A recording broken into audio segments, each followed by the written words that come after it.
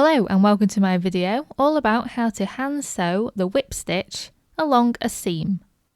The whip stitch is very versatile and you'll find it on all kinds of projects, particularly stuffed toys and clothing repairs. I would say that the whip stitch is the fastest and the easiest of all the hand sewing stitches, and it's just generally a really good all-purpose stitch to know. In this example, I'm going to be sewing together a seam made up of 2 layers of felt. The thread I'm going to be using is fairly thick. It's a size 8 crochet thread, and this means that the stitch will be easily visible. However, it's very likely that you'll want something a bit more subtle, so you'll probably want to use a regular sewing thread that's in the same colour as the fabric that you're stitching. That way the stitching will blend in.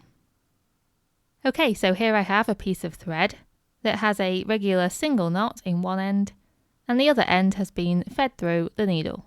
I would recommend using a piece of thread that's at least 3 or 4 times as long as the seam or the hem that you're going to stitch. The first thing I'm going to do is take my needle between the layers of felt and then push it through the back layer of felt from front to back. This will hide the knot between the fabric layers. You then bring your needle to the front of the fabric layers and you're now going to push it through both layers from front to back and pull the thread tight. And that's one whip stitch completed. Obviously, the shorter the stitches you make, the smaller and more subtle your stitching will be. So depending on the look you want, the length of stitch is completely up to you. I personally usually make whip stitches about 5mm long. And then you simply repeat those steps. So you bring the needle to the front and push it through both layers of fabric, from front to back. And you simply repeat this all the way along the seam. The closer you put the whip stitches together, the stronger the seam will be. And also, if you're sewing stuffed toys, you'll want to do stitches that are close together so that the stuffing won't escape. So it depends on what you're using the whip stitch for, to be honest, and what kind of stress those stitches are going to be under.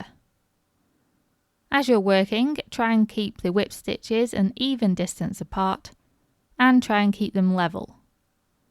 You can put a piece of masking tape parallel to the edge of the fabric to act as a straight edge and a guide so that you can easily keep your stitches nice and neat.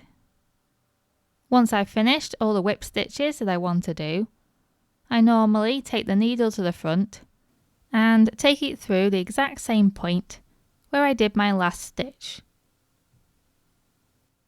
I then like to take my needle underneath that last stitch between the fabric layers.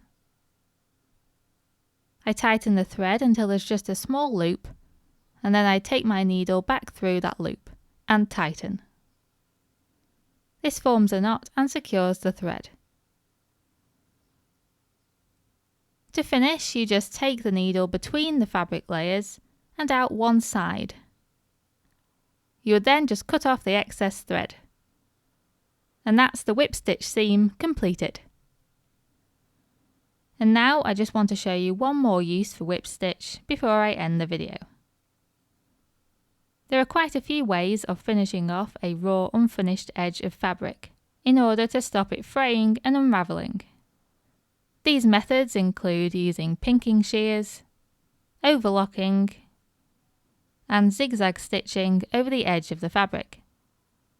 Another way is to use whip stitch, as you can see in this example here. All I've done is whip stitch along a raw fabric edge, enclosing the fabric edge within the stitches. This helps to prevent the fabric from unravelling. You can also use the whip stitch in conjunction with a line of back stitches to make doubly sure that that edge won't unravel.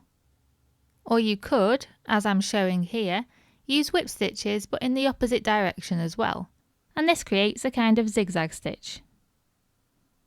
So it just depends how secure you need that fabric edge to be.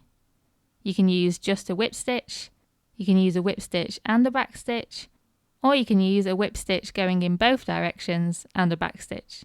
It's entirely up to you.